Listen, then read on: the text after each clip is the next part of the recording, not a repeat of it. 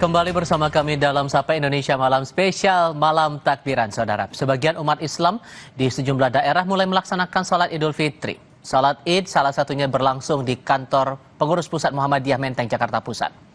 Sejumlah tokoh yang hadir dalam salat Id diantaranya Ketua PP Muhammadiyah Muhajir Effendi, Wakil Menteri Perlindungan Pekerja Migran Indonesia Zulfikar Ahmad Tawala, dan Kepala Badan Pengelola Keuangan Haji Fadlul Imansyah.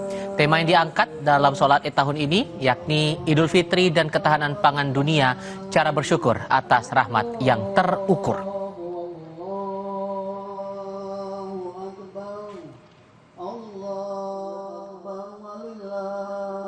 Ketahanan pangan saya kira bagus, sudah menyampaikan menyisir surat Yasin itu tentang termasuk berkaitan dengan pangan dan keberadaan bahwa kita di bumi ini dijamin oleh Allah, sumber-sumber rezeki itu berasal dari Allah, gitu ya. Termasuk juga protein hewani, itu juga sudah disinggung kan dalam surat Yasin. Saya kira sangat jelas dari pihak Khatib. Di tempat lainnya, salat Idul Fitri digelar di halaman Universitas Muhammadiyah Yogyakarta pada Jumat pagi tadi. Ketua Umum Pimpinan Pusat Muhammadiyah Haidar Nasir ikut menjalankan sholat Id bersama jamaah lainnya. Sholat Idul Fitri diimami Ustadz Muhammad Mahyudin dan Haidar Nasir sebagai khatib.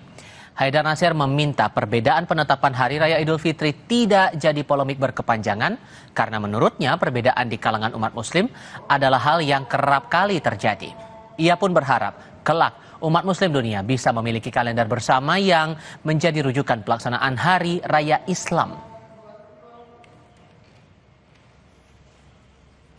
Pelaksanaan Idul Fitri tidak perlu kita centang perenang mempertajam perbedaan. Pertama, karena kita sudah biasa berbeda, dan para tokoh agama hindarilah ujaran-ujaran, pernyataan-pernyataan yang justru menimbulkan suasana yang tidak baik di masyarakat.